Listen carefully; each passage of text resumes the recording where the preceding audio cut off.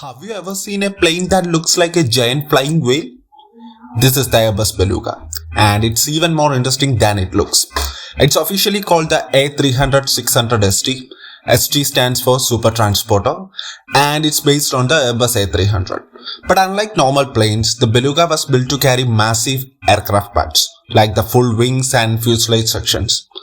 It can carry up to 47 tons of cargo, and its cargo bay is so huge, over 7 meters wide and 37 meters long.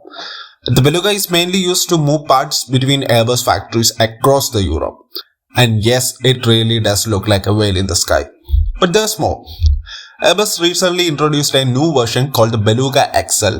It's based on the Airbus A330 and it can carry even more, up to 30% more. It even has a smiling whale face printed on the front. It's not just a plane, it's a flying warehouse. For more cool aviation facts.